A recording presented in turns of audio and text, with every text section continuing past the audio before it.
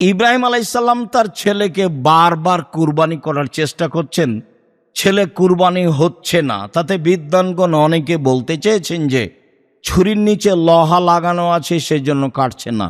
কথাটি মিথ্যা। রাসূল সাল্লাল্লাহু আলাইহি ওয়াসাল্লাম বলেছেন, কারো যদি টাকা পয়সা থাকে, সে যদি কুরবানি না করে, তাহলে সে যেন আমার ঈদগাহের মাঠে না আসে। পশু কেনার সময় দাঁত দেখতে হবে জরুরি, দাঁতেছে কিনা, দাঁত আছে কিনা। সাধারণত ছাগল দাঁতে 1 বছরে, গরু দাঁতে 2 বছরে, উট দাঁতে 5 বছরে, আর মানুষ দাঁতে 7 বছরে। স্পষ্ট ল্যাংড়া হয় না যেন, স্পষ্ট কানা হয় না যেন, স্পষ্ট রোগা হয় না যেন, আর গায়ে গোশত নেই এমন হয় না যেন। কিনে নিয়ে এসেছেন, তারপরে ত্রুটি ঘটেছে, সমস্যা নেই। কিনেই নিয়ে এসেছেন খুঁতপূর্ণ, আবার বিক্রি করতে হবে। 7 জন আর 7 পরিবার এক নয়। পরিবারের পক্ষ থেকে কুরবানি হতে হবে একটা, এ কথাই ঠিক। সারা জীবন 2 ভাই ভিন্ন ভিন্ন খেলেন, বা বেঁচে আছে তাই 2 ভাইয়ের টাকা দিয়ে একটা গরু করে পার হয়ে গেলেন, এ আবার কোন কথা? আকিকার সাথে কুরবানির কোনো সম্পর্ক নেই। আকিকা হচ্ছে পিতার জিম্মেদারি, পিতাকে দিতেই হবে। সম্মানিত মুসল্লি দিনী মুসলিম ভাই বোন, প্রশংসা আল্লাহর জন্য, শান্তি অবতীর্ণ হোক আল্লাহর রাসূলের উপর সাল্লাল্লাহু আলাইহি ওয়াসাল্লাম। আজ জুমার খুতবায় সংক্ষিপ্ত সময়ে বক্তব্যের বিষয় কুরবানি। কুরবানি সম্পর্কে আমরা এক গুরুত্বপূর্ণ সংক্ষিপ্ত তথ্যবহুল বিবরণের চেষ্টা করব ইনশাআল্লাহুল আজিজ। কুরবানি শব্দটি কুরব থেকে নির্গত, যার অর্থ হচ্ছে সন্তুষ্টি লাভ করা। যেসব মাধ্যম দিয়ে আল্লাহকে খুব বেশি সন্তুষ্ট করা যায়, তার একটি বড় মাধ্যম হচ্ছে কুরবানি। আজ থেকে প্রায় ৫৫০০ বছর পূর্বে ইরাকের ব্যাবিলন শহরের উর নামক গ্রামে ইব্রাহিম আলাইহিস সালাম জন্মগ্রহণ করেন। তিনি যে কুরবানি করেছিলেন, সে কুরবানি আমাদের কুরবানি। যদিও কুরবানি প্রথা আদম আলাইহিস সালাম থেকেই চালু রয়েছে। আদম আলাইহিস সালামের 1 ছেলে 1 মেয়ে একসাথে জন্ম নিত। আগের ছেলে পরের মেয়ে, পরের ছেলে আগের মেয়ে, এভাবে তিনি বিবাহ দিতেন। সময় আসলে তিনি তার নিয়ম অনুযায়ী বিবাহের ব্যাপারে প্রস্তাব পেশ করলে কাবিল তা প্রত্যাখ্যান করল। কাবিল বলল, আমার সাথে যে মেয়ে জন্ম নিয়েছে আমি তাকে বিবাহ করতে ইচ্ছুক। ইকলিমা দেখতে বেশি সুন্দরী ছিল লিওয়াজার চেয়ে। আদম আলাইহিস সালাম পরিস্থিতি দেখে বললেন, ঠিক আছে, তোমরা 2 জন আল্লাহর দরবারে কুরবানি পেশ করো। যার কুরবানি কবুল হবে সেই ইকলিমাকে বিবাহ করবে। পিতার পরামর্শ অনুযায়ী কাবিল যেহেতু জমি চাষ করত, মর্মে কিছু গম কুরবানি হিসেবে পেশ করল। হাবিল পশু পালন করত, মর্মে একটি দুম্বা কুরবানি হিসাবে পেশ করল। তখন কুরবানি কবুলের পদ্ধতি ছিল আকাশ থেকে আগুন এসে জ্বলে যাবে। হাবিলের দুম্বা পশুটি জ্বলে গেল, কাবিলের গমগুলি থেকে গেল। এতে কাবিল মান সম্মান রক্ষা করতে ক্ষিপ্ত হয়ে গেল। কাবিল বলল, হাবিল, আমি তোকে হত্যা করব। হাবিল বলল, তুমি হত্যা করো, আমি তোমাকে হত্যা করব না। আল্লাহ তাআলা বলেন, অতলু ইবনায় আদামা নাবা ইবনায় আদামা বিল হক্কে। মুহাম্মদ সাল্লাল্লাহু আলাইহি সাল্লাম, আপনি আদমের 2 ছেলের সত্য সংবাদ পড়ে দেখুন। ঈদ কাররাবা কুরবানান, যখন তারা 2 ভাই কুরবানি পেশ করেছিল। ফাতুকুব্বেলা মিন আহাদেহিমা ওয়ালাম ইউতাকাব্বাল মিনাল আখার, 2 জনের একজনের কুরবানি কবুল করা হয়েছিল, অপরজনের কবুল কোরবানি কবুল করা হয়নি। মর্মে কাবিল ক্ষিপ্ত হয়।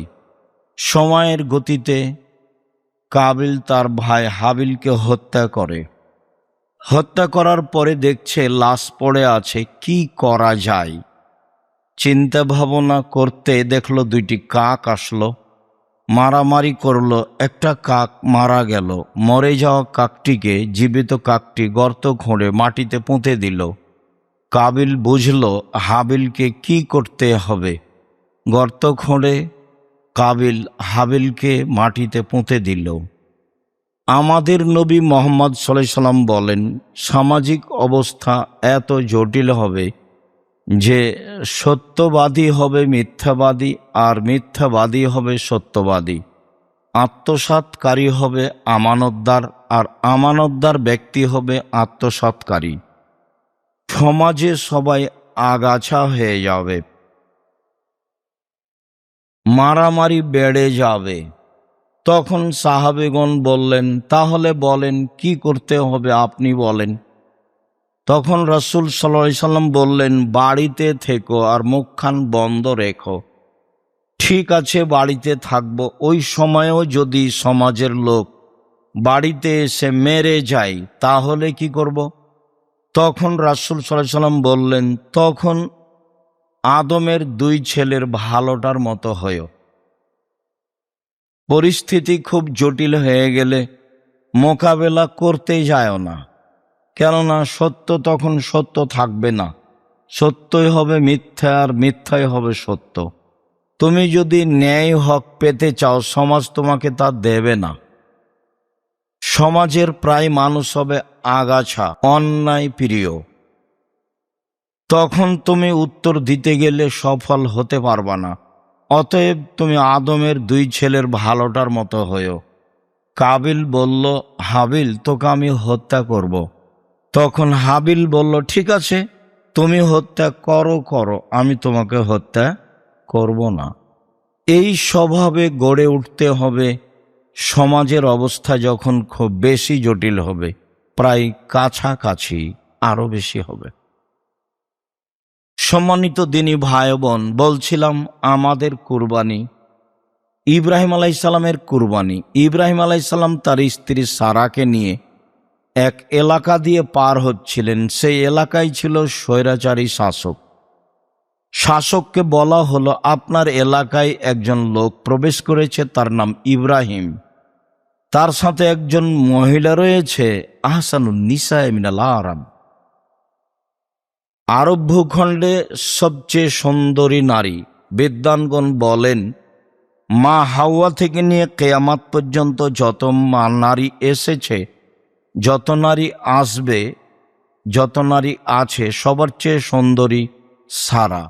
হয়তোবা এটাও হতে পারে যে ওই সময়ে যত নারী ছিল সবার চেয়ে তিনি সুন্দরী ছিলেন, এমনটাও হতে পারে।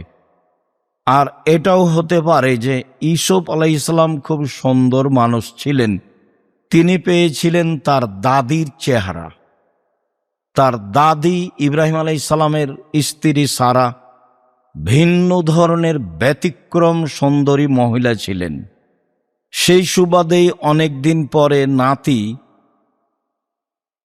ছেলের ঘরের ছেলে সুন্দর হতেও পারে। সম্মানিত দিনী ভাই বোন, ইব্রাহিম আলাইহিস সালাম স্ত্রীকে রক্ষা করতে পারলেন না। শেষ পর্যন্ত তিনি সারাকে স্বৈরাচারী শাসকের ঘরে পাঠালেন। সারা ঘরে ঢুকতেই সে হাত বাড়ালো অন্যায়ের উদ্দেশ্যে। সারা বলল, থামেন, আগে ওযু হবে, 2 রাকাত সালাত হবে, তারপরে কোনো কথা। সারা ওযু করলেন, 2 রাকাত সালাত আদায় করলেন, তারপরে বললেন, আল্লাহুম্মা ইন কুনতু আমানতু বিকা ওয়া বিরাসূলিকা ওয়া হাসানতু ফারজি ইল্লা যাওজি। হে আল্লাহ, আমি যদি তোমাকে বিশ্বাস করে থাকি আর তোমার নবী ইব্রাহিমকে নবী বলে মেনে নিয়ে থাকি, আর আমার জীবনে যদি কোনোদিন আমার লজ্জাস্থানকে আমার স্বামী ছাড়া অন্য কাউকে ব্যবহার করতে না দিয়ে থাকি, তাহলে এই নির্জনে এই স্বৈরাচারী শাসক যেন আমার গায়ে হাত লাগাতে না পারে। কথা শেষই হয়নি, স্বৈরাচারী শাসক অজ্ঞান হয়ে মাটিতে পড়ে গেল। সারা বললেন, আল্লাহ, এই সময়ে যদি এ মারা যায় তাহলে আমরা স্বামী স্ত্রী দোষী সাব্যস্ত হব, আটকা পড়ে যাব, তুমি একে মেরে ফেলো না। বুখারী মুসলিমের বর্ণনায় এভাবেও এসেছে যে স্বৈরাচারী শাসক বলল, দেখো সারা, তুমি তোমার প্রতিপালককে বলো আমি ভালো হয়ে গেলে তোমার সাথে অন্যায় করব না। ভালো হয়ে গেল, আবারও অন্যায়ের চেষ্টা করলো, আবারও বলল, আবারও দোয়া করলেন, ভালো হয়ে গেল, আবারও অন্যায়ের চেষ্টা করলো। তৃতীয়বারে বলছে, এই তোমরা কে আছো? তোমরা তো আমার কাছে শয়তানকে পাঠিয়েছ। সারা কি মানুষ? সারা তো শয়তান, একে নিয়ে যাও। আর হাজেরাকে তার কাজের মেয়ে হিসাবে দিয়ে দাও। মনে রাখা ভালো হবে যে জীবনে উপকার আপনি যার করবেন সে ক্ষতি করতে পারে, এ কথাই ঠিক। ক্ষতি মেনে নিয়ে উপকার করার চেষ্টা করতে হবে। সারা তিনবার আল্লাহর দরবারে দোয়া প্রার্থনা করে তাকে রক্ষা করল। ফলাফলে স্বৈরাচারী শাসক বলছে, এই তোমরা কে আছো? তোমরা তো এখানে শয়তানকে পাঠিয়েছ।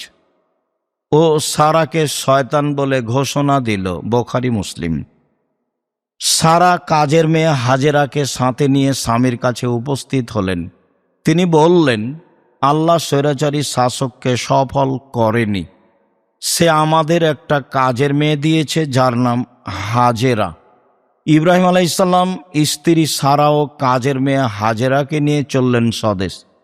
এক পর্যায়ে সারা বললেন, হাজেরা, আমাদের তো কোনো ছেলে মেয়ে নেই, তুমি আমার স্বামীর সাথে বিবাহ বন্ধনে আবদ্ধ হও, যদি আমাদের কোনো ছেলে মেয়ে হয়। হাজেরা বললেন, আপা, যা আছি ভালো আছি।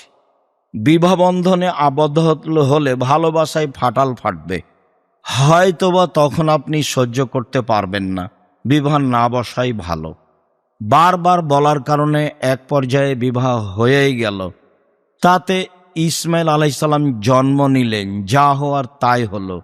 দুইজনের মাঝে ভালোবাসায় ফাটাল ফেটে গেল। ইব্রাহিম আলাইসাল্লাম বললেন, ঠিক আছে, আমি বনেবাস স্বরূপ দুধের ছেলে ইসমাইল এবং স্ত্রী হাজেরাকে কাবা ঘরের পাশে রেখে আসব, মর্মে তিনি চললেন নিয়ে। ফওয়াজা হুমায়ুন্দা দাওহাতা ফাওকা জামজামা আলাল মসজিদে। তিনি তার দুধের ছেলে ইসমাইল এবং স্ত্রী হাজেরাকে কাবা ঘরের পাশে জমজম কূপের উপর গাছের নিচে রেখে দিলেন। রেখে দিয়ে তিনি উল্টা মুখে হাঁটতে লাগলেন। পিছনে পিছনে স্ত্রীও হাঁটতে লাগলেন। স্ত্রী বলতে লাগলেন, আইনা তাজহাবা ইব্রাহিম, ইব্রাহিম কোথায় যাচ্ছেন? তাতরুকুনা বিহাজাল ওয়াদি লাইসা ফিহি সলাশায়, আপনি এমন একটা উপত্যকায় ছেড়ে যাচ্ছেন যেখানে মানুষজন তো নেই, ঘাস পাতাও নেই। আপনি আমাকে কিছু বলবেন তো? আপনি আমাকে কিছু না বলে এইভাবে চলে যাচ্ছেন। অলায়ালতাফে তো এলাইহা, বারবার তিনি বলতে থাকলেন। ইব্রাহিম আলাইসাল্লাম তার কথার প্রতি ভ্রুক্ষেপ করলেন না, তাকিয়েও দেখলেন না। উপর থেকে এভাবে আদেশ আছে। ইব্রাহিম আলাইসাল্লামের দুধের বাচ্চার ওপরে ভালোবাসা নেই এ কথা নয়। 90 বছর বয়সে সন্তান পেয়েছেন, তার অগাধ ভালোবাসা রয়েছে, এ কথাই ঠিক। যে স্ত্রীর মাধ্যমে সন্তান পেয়েছে তাকে তিনি ভালোবাসেন না এ কথা ঠিক নয়। তিনি তাকে ভালোবাসেন এ কথাই ঠিক, কিন্তু উপর থেকে আদেশ হয়েছে, যা আদেশ হয়েছে সেটাই মেনে নিতে হবে। তখন স্ত্রী নিরুপায় হয়ে বলছেন, আতাজহাব বিইজনিল্লাহ, আপনি কি আল্লাহর অনুমতিতে চলে যাচ্ছেন? আল্লাহ কি আপনাকে এভাবে যেতে বলেছেন? তখন তিনি ওই দিকেই মুখ করে বললেন, নাম, হ্যাঁ। হ্যাঁ ছাড়া তিনি আর কিছু বলেননি। আস্তে আস্তে সানিয়া পাহাড়ের কাছে আসলেন। পাহাড়ের কাছে এসে তিনি আবার কেবলামুখী হলেন। কেবলামুখী হয়ে এবার হাত তুলে দোয়া করছেন, রব্বানা ইন্নী আসকান্ত মিন যুরিয়াতি বিওয়াদিন গায়রি যি যারইন ইনদা বাইতিকাল মুহাররম।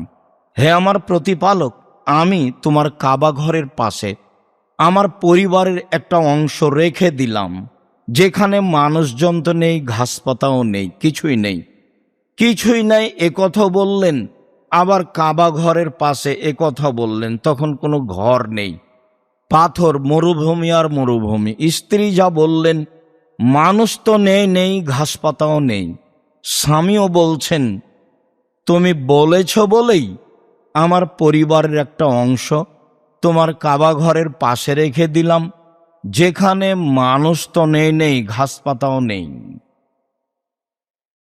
তখন তিনি বললেন, ঠিক আছে, তাহলে আল্লাহ আমাকে রক্ষা করবেন। ফিরে এসে ভাবছেন বাচ্চার কি হতে পারে, পানি তো শেষ। দেখি সাফা পাহাড় পাশে উঠে কোনো মানুষজন পথঘাট দেখা যায় কি না। উঠে দেখলেন না, কিছু দেখা যায় না, মরুভূমি আর মরুভূমি। নেমে তিনি মারোয়া পাহাড়ে গেলেন, উঠে দেখলেন কোনো কিছু দেখা যায় না। আবার সন্তানের তাড়নায় পানি পেতেই হবে, আবারও আসলেন সাফা পাহাড়ে, কোনো পথ হয় কি, একবার তো দেখে আসলাম। এইভাবে 7 বার ঘুরলেন, ফল হলো না। দেখি বাচ্চার অবস্থা কি, কাছাকাছি। কে যেন বলল, কি চান? বললেন, পানি চাই। জিবরাইল আলাইহিসসালাম তার পায়ের আঘাত দিয়ে জমজম কূপ বের করে দিলেন, পানি ছিটকে বের হতে লাগলো। হাজেরা পানি ঠেকাতে লাগলেন, জম জম। এই শব্দের অর্থ এটাও হতে পারে যে থামো। এ বলে তিনি পানি থামাতে লাগলেন, বাঁধে ঘেরতে লাগলেন। তাতে ইবনু আব্বাস রাদিয়াল্লাহু তাআলা আনহু বলেন, রাসূল সাল্লাল্লাহু আলাইহি সাল্লাম বলেছেন, হাজেরা যদি পানি না ঠেকাতেন তাহলে সারা পৃথিবীতে জমজমের পানি ছড়িয়ে পড়ত। বুখারী মুসলিম। সম্মানিত দিনী ভাই বোন, বলছিলাম আমাদের কুরবানি ইব্রাহিম আলাইহিস সালামের কুরবানি। ইব্রাহিম আলাইহিস সালাম চলে গেলেন, একদিন সময় হলো ছেলেকে কুরবানি করতে হবে। ফালাম্মা বালাগা মাহু সায়, বাচ্চা যখন দৌড়াদৌড়ি করতে পারে, এই সময়ে দেখতে ভালো লাগে, সুন্দরও লাগে, আদর করতে ভালো লাগে। এই সময়ে আল্লাহ বলছেন ছেলেকে কুরবানি করতে হবে। তিনি এসে বললেন, বোনাইয়া ইন্নি আরাফিল মানামে আন্নি আসবাহকা, আব্বু আমি স্বপ্নে দেখছি তোমাকে কুরবানি করছি, তোমার মতামত কি? ছোট বাচ্চার কাছে তিনি মতামত চাচ্ছেন। মতামতে ছেলে বলছেন, ইয়া বাতিফাল মা তুমারু সাতাজিদুনি ইনশাআল্লাহু মিনাস সাবিরিন। আব্বা, আপনি যা স্বপ্নে দেখেছেন তা বাস্তবায়ন করুন, আপনি আমাকে ধৈর্যশীল পাবেন। ফাসলামা, বাপ বেটা একমত হয়ে গেলেন। অতাল্লাহুলিল জাবিন, ছেলেকে উপুড় করে মিনা মাঠে ফাঁকা জায়গায় সইয়ে দিলেন। 90 বছরের 100 বছরের বৃদ্ধ মানুষ, মাথার চুল পেকে গেছে, কেউ নেই দর্শক, আল্লাহ ও ফেরেশতা ছাড়া মানুষজন কেউ নেই। 90-100 বছরের মানুষ বারবার ছুরি চালাচ্ছে। আল্লাহ তাআলা বলছেন, ইব্রাহিম কাদ সাদ্দাক্তা রুয়া, তুমি তোমার স্বপ্নকে বাস্তবায়ন করেছ। তোমার ছেলেকে কুরবানি করতে হবে এ ঠাকা আমার বাঁধেনি। আসলে আমি দেখছিলাম তুমি পরীক্ষায় পাস করতে পারো কিনা। ইব্রাহিম, তুমি পরীক্ষায় পাস করে গেছো। ফাদাইনাহু বিজিবিহিন আজিম, আমি ইব্রাহিমের সন্তানকে বাঁচিয়ে নিলাম বড় কুরবানির মাধ্যমে। বড় কুরবানির মাধ্যমে আমি ইব্রাহিমের সন্তানকে ছাড়িয়ে নিলাম। এ কথা আল্লাহ তাআলা বলেন। আমাদের কুরবানি ইব্রাহিম আলাইহিস সালামের কুরবানি যুলহিজ্জা মাসের প্রথম দশক, রামাজানের শেষ দশকের চেয়ে উত্তম। বিদ্বানগণ বলতে চান যে রামাজানের শেষ দশকের চেয়ে যুলহিজ্জার প্রথম দশকই উত্তম। কেন? রামাজান মাসের শেষ দশকে রয়েছে শুধুমাত্র লাইলাতুল কাদর, আর যুলহিজ্জার প্রথম দশকে রয়েছে কুরবানি, বড় মাধ্যম আল্লাহকে সন্তুষ্ট করার। আরাফার মাঠ, ব্যতিক্রম স্থান, আর রয়েছে হজ। সব মিলেই রাসূল সাল্লাল্লাহু আলাইহি সাল্লাম বললেন, মা মিন ইয়ামিন আল আমালুস সালিহু আহাব্বু ইলাইয়া মিন হাযিহিল আইয়াম। আল্লাহ তাআলার কাছে যুলহিজ্জা মাসের প্রথম 10 দিনের নেকি যত প্রিয়, আমল যত প্রিয়, আর বাকি 11 মাসের ইবাদত আল্লাহর কাছে তত প্রিয় নয়। তাহলে তো রামাজানও টিকল না। সাহাবীগণ বললেন, জেহাদও নয়, তো সাহাবীগণের এই উত্তর আল্লাহ রাসূল বলছেন, না, জেহাদও নয়, জেহাদ করেও অত আল্লাহর সন্তুষ্টিপূর্ণ আমল করা যাবে না। যুলহিজ্জার প্রথম দশকে যেভাবে যাবে, তবে হ্যাঁ, যে লোকটি বাড়ি থেকে বের হয়ে গেল, একেবারে নিজেকে বের করলো ঘোড়া গাধা নিয়ে, আর ফিরল না, সে ভিন্ন কথা। তাছাড়া যুলহিজ্জার প্রথম দশকের এবাদতই উত্তম বাকি 11 মাসের চেয়ে। কি করতে পারি আমরা করতে পারি, 1, কুরবানি বেশি করে, 2, 1 থেকে 9 পর্যন্ত সিয়াম, 3, দান, 4, তাসবিহ, 5, ইস্তেগফার। প্রথম 10 দিনকে এই কাজের জন্য বাছাই করে নিতে হবে। তাসবিহ, তাহলিল, জিকির, আজকার, দান, খায়রাত, কুরবানি, ভালো প্রস্তুতি নিতে হবে। একটি কথা এখানে রেখে গেলাম, তা হচ্ছে এই যে ইব্রাহিম আলাইহিস সালাম তার ছেলেকে বারবার কুরবানি করার চেষ্টা করছেন, ছেলে কুরবানি হচ্ছে না। তাতে বিদ্বানগণ অনেকে বলতে চেয়েছেন যে ছুরির নিচে লোহা লাগানো আছে, সেই জন্য কাটছে না। কথাটি মিথ্যা, কেননা আল্লাহ তাআলা বলে দিয়েছেন ছুরিকে কাজ করতে হবে না, তাই ছুরি কাজ করে না। মানুষ না হয় নিমক হারাম আদম সন্তান, জড়বস্তু নিমক হারাম নয়, জড়বস্তু আল্লাহর কথা মানে। এই যে ইব্রাহিম আলাইহিস সালামকে আগুনে নিক্ষেপ করা হলো, আল্লাহ বললেন আগুন শীতল হও, এই যে হয়েছে। ইব্রাহিম আলাইহিস সালাম তো আগুনে জ্বলে গেলেন না, তো আল্লাহ বললেন ছুরিকে কেটো না, বাস কাটলো না। তা অনেক প্রমাণ আছে, বুখারী মুসলিমের হাদিস। ওই যে একটা লোক 99টা লোককে হত্যা করার পরে বলল বাঁচার পথ, তো যার কাছে গেছে সে হলো দরবেশ, ও তো ধর্ম বুঝে না। তখনও বলছে, বাহ, 99টা লোককে হত্যা করার পরে আবার বাঁচার পথ। তখনও বলল, তাহলে আর তোমাকে রেখে কি হবে, তো 100 বাঁচার পথ এখন। তো বলে, যাও ওই গ্রামে একজন মাওলানা আছে, জিজ্ঞাসা করো। যেতে আরম্ভ করতেই সময় শেষ, বুকটা ওইদিকে ঠেলে দিয়ে আল্লাহকে দেখালেন, পাপ করেছি এ কথাই ঠিক, তবে ক্ষমা চাচ্ছি। এই যে বুকটা ওইদিকে ঠেলে দিয়ে দেখালাম। আল্লাহ বললেন, ঠিক আছে ফেরেশতা, মেপে দেখো চলে গেছে বেশি না আছে বেশি। ফেরেশতাকে মাপতে লাগিয়ে বলছে, এই গ্রাম যে দিক থেকে যাচ্ছিল সরে যাও, যে গ্রামে আসছিল সেই গ্রাম যাচ্ছিল সেরকম পিছিয়ে হটো। জড়বস্তু গ্রাম আল্লাহর কথা মানে, বুখারী মুসলিমের হাদিস। আম গাছে জাম ধরতে পারে, ধরে না। অমাবস্যা রাতে চাঁদ উঠতে পারে, উঠে না। ফের ছিদ্র দিয়ে লাঙ্গলের ফা ঢুকতে পারে, ঢোকে না। এগুলো ঘটে যেতে পারে। বুখারী মুসলিম মানে সন্দেহ আছে বলে কিয়ামত পর্যন্ত চেষ্টা করলে ফল হবে না, যা আছে তাই থাকবে। 10,000 বছর পরে যদি মানুষ যন্ত্রের মাধ্যমে রাসূলের কথা সবই ধরে ফেলে, আর সেই কথা যদি বুখারী মুসলিমে মিল না খায়, তাহলে সেই যন্ত্র ভুল করেছে বলে প্রমাণ হবে। এই কথা মিথ্যা প্রমাণ হবে না, তার নাম বুখারী মুসলিম। জড়বস্তু আল্লাহর কথা মানে। ওই যে একটা লোক বলল, বেটা আমি এত বড় পাপী, আল্লাহ যদি ধরতে পারে তাহলে আমাকে খুব শাস্তি দিবে। এরকম শাস্তি কাউকে দেবে না। অতএব আমি মারা গেলে আগুন দিয়ে জ্বালিয়ে অর্ধেক চাই পানিতে ফেলে দিও, অর্ধেক চাই মাটিতে ফেলে দিও, আল্লাহ যেন ধরতেই না পারে। তো ছেলেরা তাই করলো।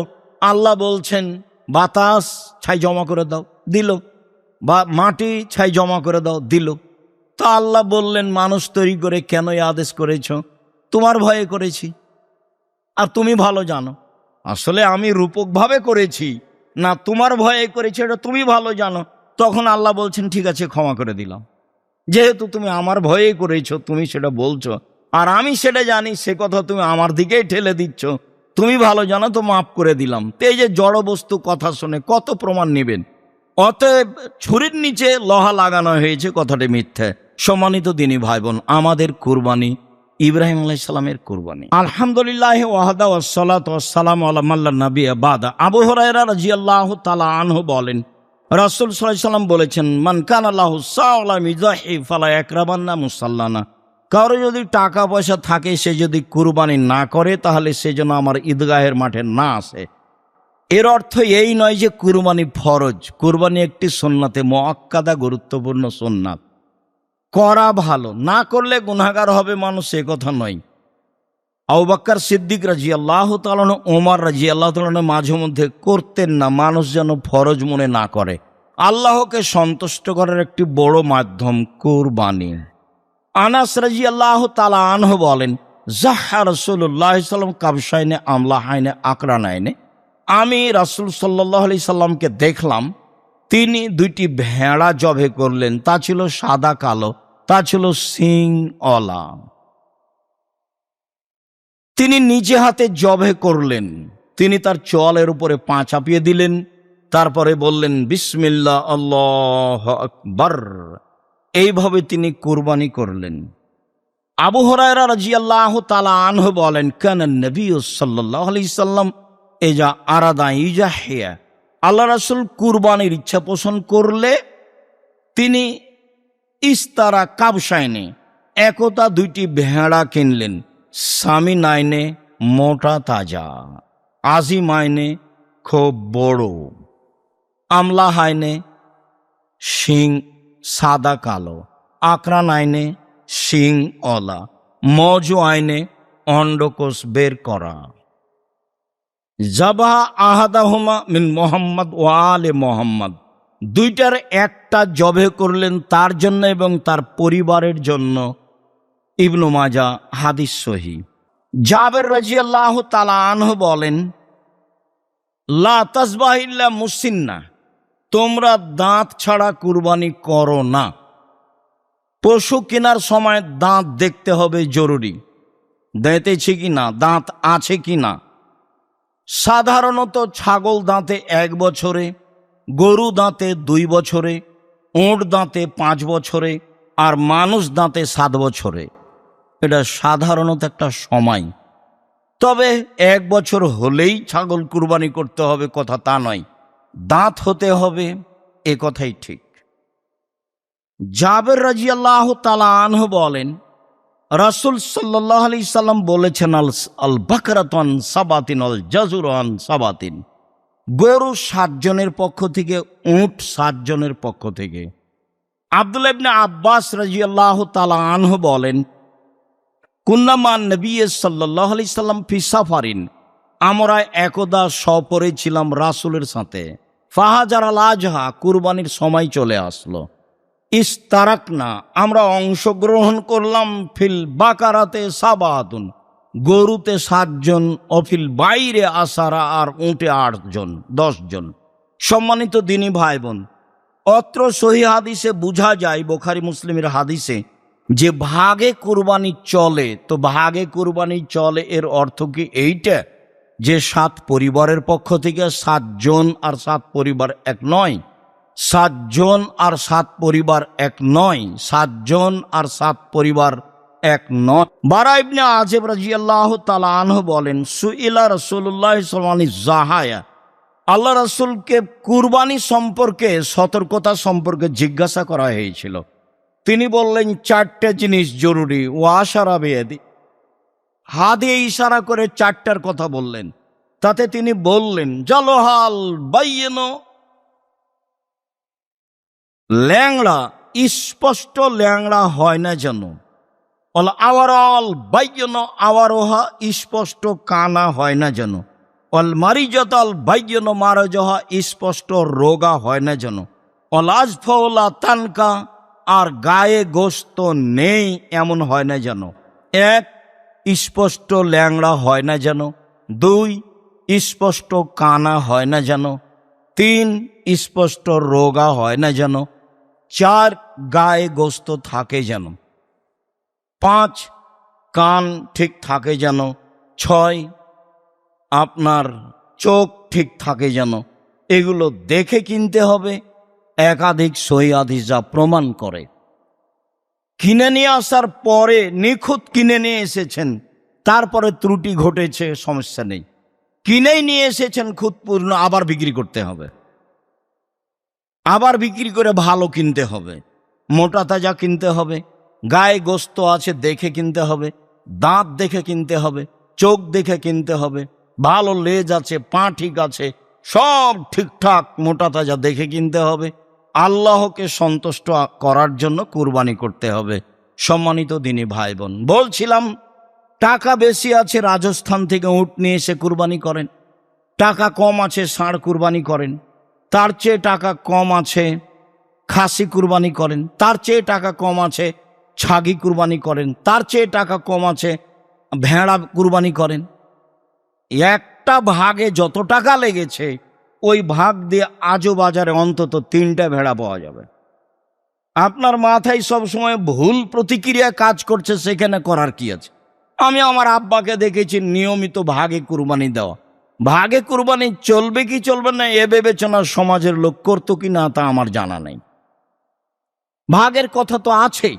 7 জন আর 7 পরিবার এক নয়, পরিবারের পক্ষ থেকে কুরবানি হতে হবে একটা, এ কথাই ঠিক। সারা জীবন 2 ভাই ভিন্ন ভিন্ন খেলেন বা বেঁচে আছে তাই 2 ভাইয়ের টাকা দিয়ে একটা গরু করে পার হয়ে গেলেন, এ আবার কোন কথা? যদি তাই হয় তাহলে 2 ভাইয়ের টাকা দিয়ে বাপের নামে একটা কুরবানি করেন, গরু কিনেন, আর আপনি একটা খাসি কিনেন, আপনার ভাই একটা কিনুক, 3টা হোক, গ্রামের লোক বেশি পায়। আল্লাহ রাসূল সাল্লাল্লাহু আলাইহি সাল্লাম 100টি গরু কুরবানি করেছিলেন, 63টি নিজ হাতে করেছিলেন, আর বাকি 37টি আলীকে বললেন, আলী এগুলো তুমি কুরবানি করো। আমার আহু আলীকে আদেশ করলেন, আই একসেমা বদনাহু ও লহুমাহা ও জেলালাহা, সব গোস্ত এবং চামড়া এবং ওর গায়ে যে চটছালা ছিল, যেগুলোকে চাঁপাই নবাবগঞ্জের ভাষায় ঝুল বলা হয়, শীতের দিনে তাকে শীত থেকে ঠেকানোর জন্য গায়ে যেগুলো দেওয়া হয় সব ফকির মিসকিনকে দিয়ে দলিল মাসাকিন আদেশ করলেন। তো শুধু নিজে খাওয়ার লক্ষ্যে কুরবানি করবেন কেন? দেওয়ার লক্ষ্যে করবেন, যেহেতু বড় নেকি, বড় মাধ্যম আল্লাহকে সন্তুষ্ট করার। তো সংকীর্ণতায় যান কেন? টাকা কম আছে একটা ভেড়া কিনেন, নাহলে একটা ছাগি কিনেন, নাহলে একটা খাসি কিনেন। ভাগের মাথায় আসছে কেন? টাকা বেশি আছে 10টা 50টা গরু করেন না, এলাকার গরিব মানুষ খায় না কেন? সম্মানিত তিনি ভাই বোন, একটি পরিবারের পক্ষ থেকে একটি প্রাণী কুরবানি করতে হবে। 1, আয়েশা রাদিয়াল্লাহু তাআলা আনহা বলেন, নাহারা রাসূলুল্লাহ সাল্লাল্লাহু আলাইহি সাল্লাম ফি হাজ্জাতিল বিদায় মিন আলে মুহাম্মদ বাকারাতান ওয়াহিদাতান। রাসূল সাল্লাল্লাহু আলাইহি সাল্লাম বিদায় হজের বছর তার পরিবারের পক্ষ থেকে তিনি একটি গরু কুরবানি করেছিলেন, বাকারাতান ওয়াহিদা, একটি গরু। হাদিস বুখারী মুসলিম। আয়েশা রাদিয়াল্লাহু তাআলা আনহা বলেন, আমারা রাসূল সাল্লাল্লাহু আলাইহি সাল্লাম আদেশ করলেন বেকাবসিন একটা ভেড়ার, আকরানা শিং ওয়ালা, এতাও ফি সাদিন ও ইয়াবরুকু ফি সাদিন এনজুরু ফি সাদিন, কালোতে খায়, কালোতে হাঁটে, কালোতে শয়। কালোতে খায় মানে পাক মুখ কালো, কালোতে শয় মানে পেট কালো, কালোতে হাঁটে মানে পা কালো। কালো প্রাণীর মধ্যে কি রহস্য আছে? তাতে বিদ্বানগণ মনে করেন যে কালো প্রাণীর গোস্তে স্বাদ বেশি আছে, হতে পারে। রহস্য রাসূল সাল্লাল্লাহু আলাইহি ওয়াসাল্লাম কিছু বলে যাননি। তবে রাসূল যখন ভেড়া কিনতে বললেন তখন বলেন, এই শোনো, দেখে কিনিও, কালোতে খায় এমনটা, কালোতে হাঁটে এমনটা, কালোতে দেখে এমনটা। হয়তোবা কালো প্রাণীর গায়ের গোস্তে স্বাদ থাকতে পারে, আল্লাহু আলাম। সঠিক তথ্য আমাদের জানা নেই। বিদ্বানগণ এইভাবে মনে করেন, যা আপনার সামনে পেশ করলাম। ফাউতিয়া বেহা, নিয়ে আসা হলো। আয়েশাকে বলেন, আয়েশা ইস হাজিহা বেহাজারিন, ছুরিটা ধারালো করে নিয়ে আসো। আমাদের দেশে পুরুষ মানুষ ছুরি ধারালো করে। আল্লাহর নবী আয়েশাকে বলছেন, আয়েশা ছুরিটা ধারালো করে নিয়ে আসো। স্ত্রীর নাম ধরে ডাকা ভালো। আর একটু আগে অবগত হলেন স্ত্রী স্বামীর নাম ধরে ডাকছেন, ইব্রাহিম কোথায় যাচ্ছেন, ইব্রাহিম কোথায় যাচ্ছেন, ইব্রাহিম কোথায় যাচ্ছেন। ইব্রাহিম আলাইহিস সালামের স্ত্রী তার স্বামীর নাম ধরে ডাকতে পারে, আপনার পারে না? আপনি আবার ইব্রাহিম আলাইহিস সালামের চেয়ে সম্মানী কখন হলেন যে আপনি বলছেন যে নাম ধরে ডাকা বেয়াদবি? নাম ধরে ডাকা বেয়াদবি, বলাই বেয়াদবি। নাম ধরেই ডাকতে হবে, এটাই ঠিক। স্বামী স্ত্রীর নাম ধরে ডাকলে বরং খুশি হয়। একটু আদেশ করবেন, খালি মুখখান ভারী করে গরম হয়ে থাকিন না।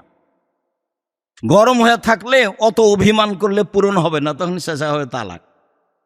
অত অভিমান করেন কেন? পানি ঢেলে দেয়নি সেই অভিমান, বিছনা ঠিক করে দেনি সেই অভিমান, এই করেনি সেই অভিমান, ওর শ্বশুর টাকা পয়সা দেয়নি সেই অভিমান। এত অভিমান বইয়ের উপরে করেন কেন? আদেশ করেন, খালেদা এইদিকে শোনো, এক গ্লাস পানি নিয়ে আস, খুশি হয়ে যাবে। নাম ধরে ডাকেন, অভিমান কম করেন। বরং ও মহিলা মানুষ আপনার উপরে অভিমান করতে পারে, যদিও অভিমান করলে ক্ষতি হয়। আমি বলেছি মহিলা মানুষ হিসাবে 3টা কাজ জরুরি। 1, অভিমান করবে না। 2, প্রতিবাদ করবে না। 3, অভিযোগ পেশ করবে না। এই তা তোমার ভাই এমন, তোমার বোন এরকম, তোমার মা এরকম, তোমার বাপ এরকম, আমাকে এইভাবে বলে।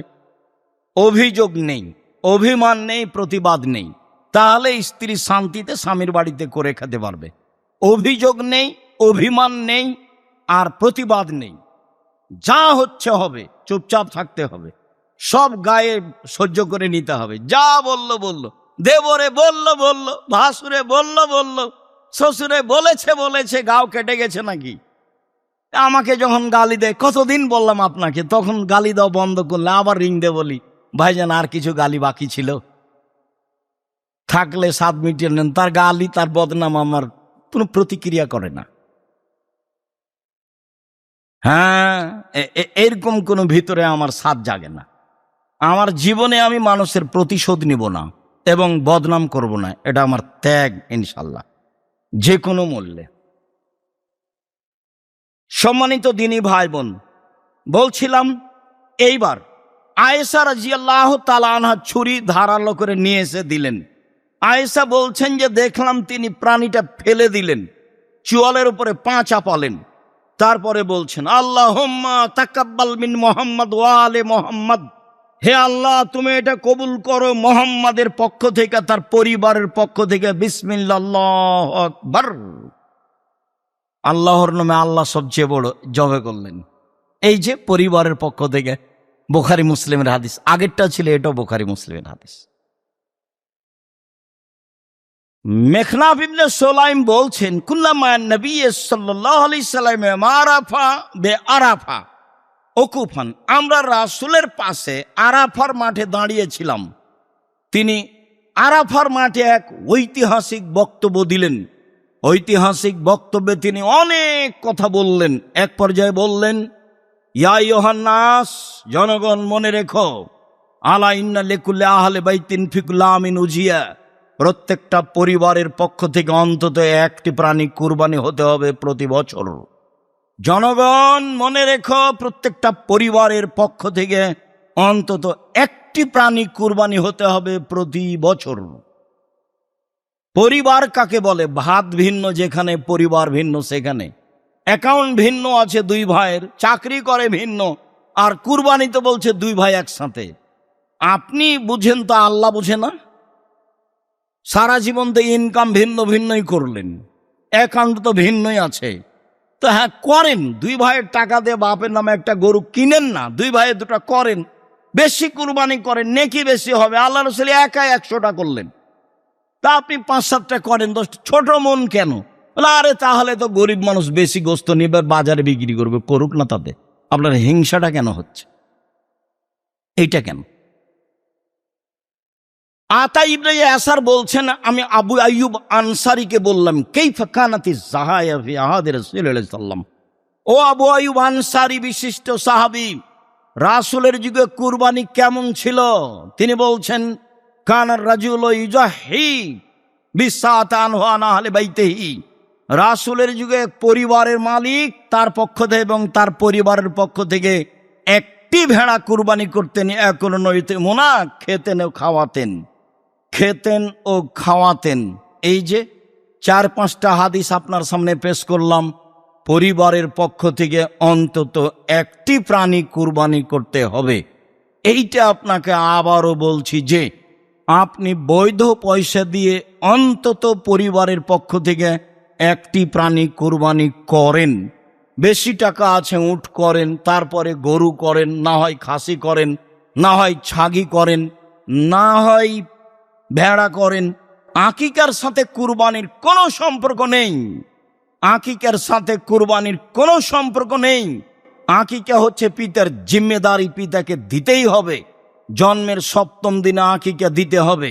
14 দিনে চলে না, 21 দিনে চলে না, জীবনে একদিন চলে না। মতামতে হাদিস একটাও ঠিক নয়। 7ম দিনেই আকিকা দিতে হবে, আপনি দিতে বাধ্য।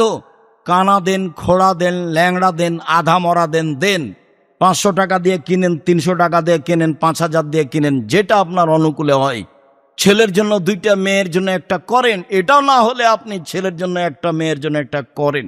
আপনি আকিকা দেন। আকিকার গোস্ত আপনার নিজস্ব গোস্ত, আপনি খাবেন না আরেকজনকে খাওয়াবেন, সেটা আপনার ব্যাপার। থাকলো কুরবানি, তখন আল্লাহ রসুল বলছেন যে ফাকুল ওয়াতিমুল বায়েসাল ফাকির, পৃথিবীর মানুষ কুরবানির গোস্ত তোমরা খাও এবং অসহায় দুস্থ গরিব মানুষকে খেতে দাও। আদেশ। কুরবানি নেকির কাজ, আদেশ পালন করতে হবে, নিজে খেতে হবে এবং ফকির মিসকিন অসুস্থ মানুষকে, অসহায় মানুষকে খাওয়াতে হবে। রাসূল সাল্লাল্লাহু আলাইহি সাল্লাম বললেন কুল ওয়াদ্দাখির ওয়াতিমুল বায়েসাল ফাকির, কুল ওয়াদ্দাখির ওয়াতিমু, পৃথিবীর মানুষ তোমরা কুরবানির গোস্ত খাও, জমা রাখো, দুস্থ গরিবদের খাওয়াও। কুরবানির গোস্ত ফ্রিজে রেখে লম্বা সময় খেতে পারেন। অসহায় মানুষ পাশে ছিল, তাকে দিলেন না, তারপরে ফ্রিজে রেখে দিলেন, তাহলে কি হলো? ভুল হয়েছে, এটা কৃপণতা হয়েছে, ঠিক হয়নি। হ্যাঁ, নেওয়ার যদি না থাকে, কেউ জমা রাখেন, সেটা ভিন্ন কথা, তবে দেওয়ার চেষ্টা করবেন। আল্লাহ রসুল আলীকে আদেশ করলেন, আলী, যে কয়েকটা গরু জবাই করা হলো তার 1 টুকরা নিয়ে রান্না করো, আর সব ফকির মিসকিনের মধ্যে বন্টন করে দাও। বেশি করে করেন, ফকির মিসকিনের মধ্যে বন্টন করে দিবেন। আব্দুল রাজ্জাক সাহেব ফকির নিয়ে যত বিক্রি করে, তাতে আপনার কি? বিক্রি করলো আপনার, হিন্দু যদি চাইতে আসে তবুও দিবেন।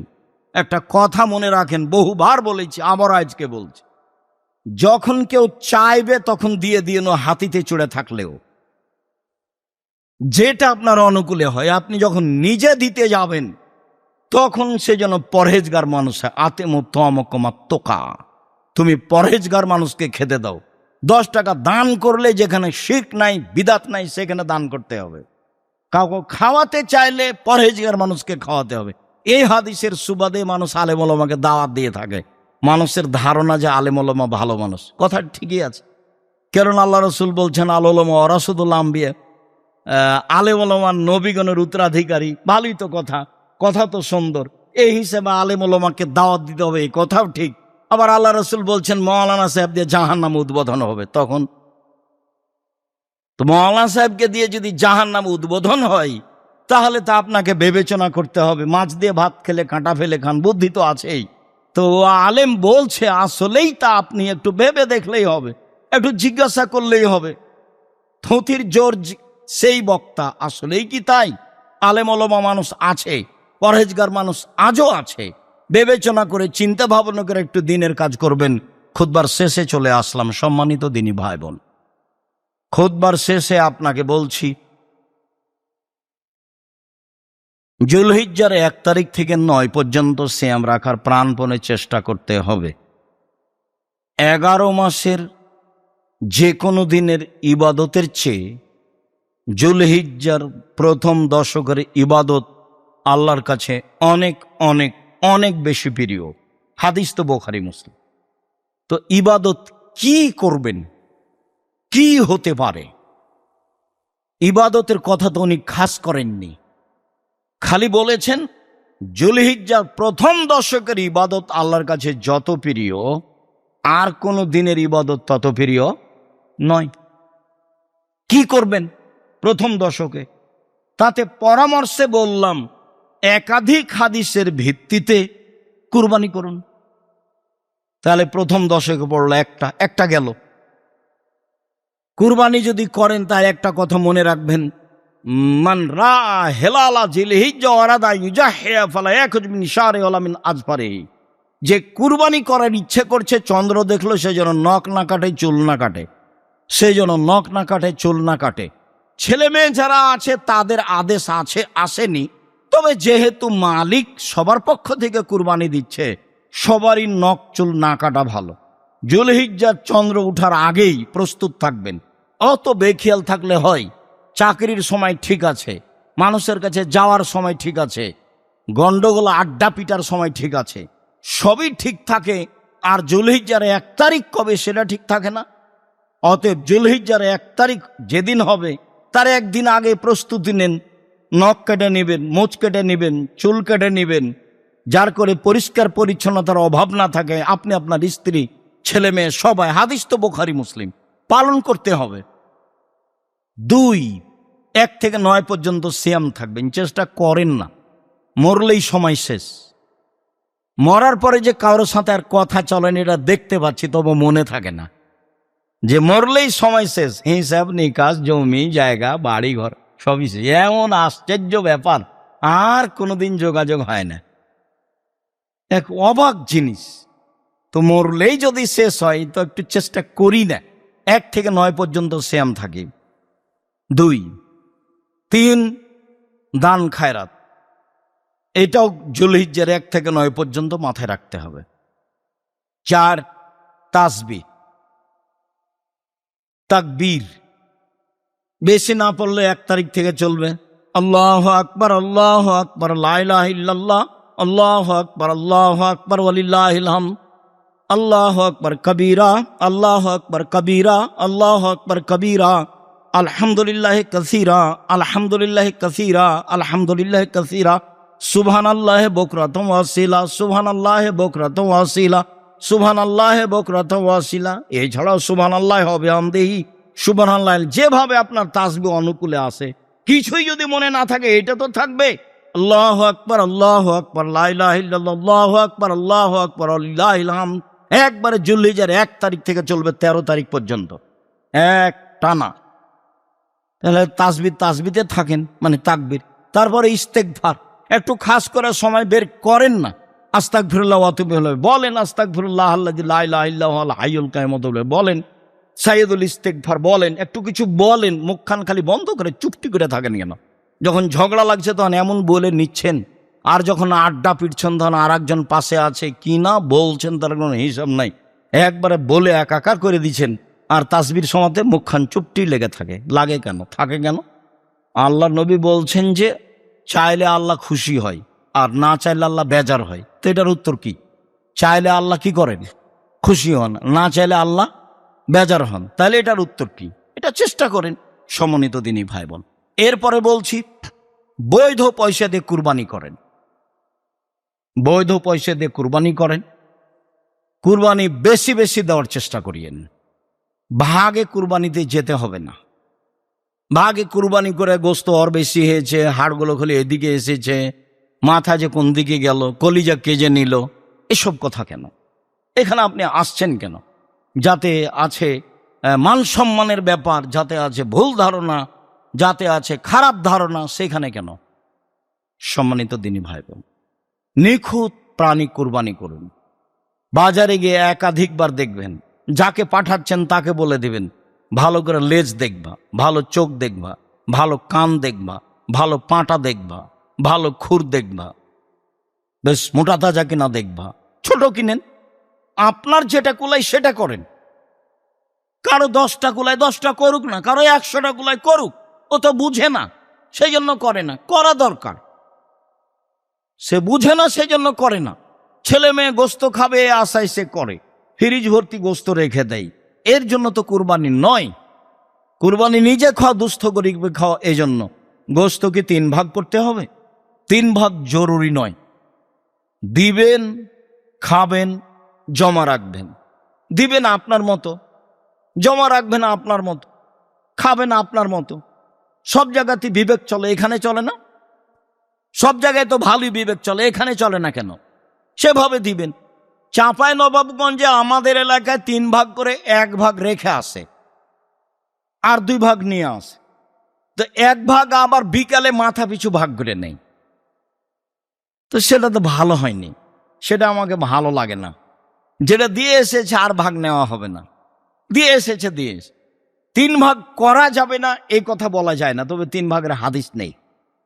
3 ভাগ করতে হবে এই হাদিস নেই। হয়তো বা বিদ্বানগণ মনে করেছেন বুখারী মুসলিমের এই হাদিসের কারণে খাও, দাও, জমা রাখো। এই যে কুলু অতেমু অদ্দাখেরু, হাদিস তো বুখারী মুসলিম। তখন মানুষ বুঝেছে যে খেতে হবে, জমা করতে হবে, দিতে হবে। দিতে হবে বলতে চাঁপাই নবাবগঞ্জ লোক বুঝেছে যে এই গোস্ত মেয়ের শ্বশুর বাড়ি দিতে হবে, ছেলের শ্বশুর বাড়ি দিতে হবে, আত্মীয়তা বজায় রাখতে হবে। তো কুরবানির গোস্ত দিয়ে আত্মীয়তা বজায় রাখতে হবে, সেই কেন বুঝলো, আপনি কেন বুঝলেন? কুরবানির গোস্ত আত্মীয় তো ধনী মানুষ, সে এখানে পাঠাতে হবে কেন? অন্যদিন পাঠানো যায় না? মানে প্রথাই ভুল। চাঁপাই নবাবগঞ্জের বিবাহের শুরু থেকে না শেষ পর্যন্ত এমন একটা কাজ নাই যেটা জায়েজ, সবই হারাম।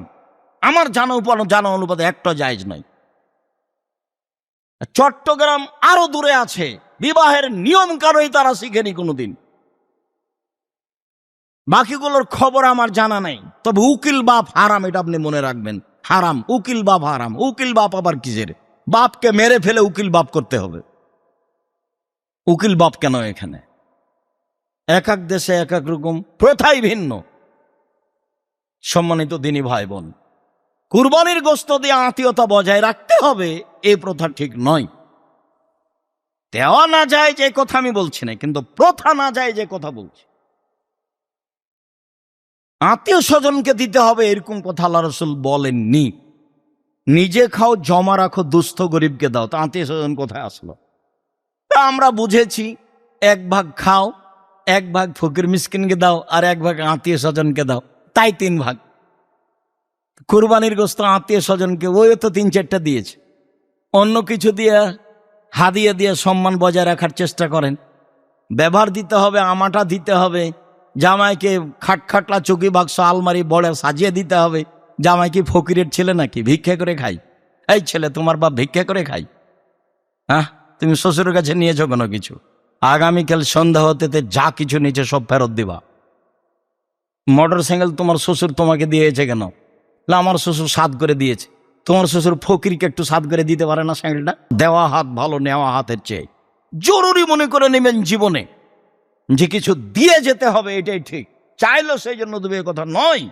দেয় একটা গুরুত্বপূর্ণ ইবাদত, এটা মাথায় রাখবেন। সকল দিনই ভাই বোনকে বৈধ পয়সা দিয়ে কুরবানি করার আন্তরিকভাবে অনুরোধ জানিয়ে, জুলহিজ্জা মাসকে যথাযথভাবে মূল্যায়ন করার আন্তরিকভাবে অনুরোধ জানিয়ে জুমার খুতবা আপাতত আজকের মতো এখানেই শেষ করলাম। আল্লাহুম্মা সাল্লি আলাইহি, আল্লাহুম্মা বারিক আলাইহি।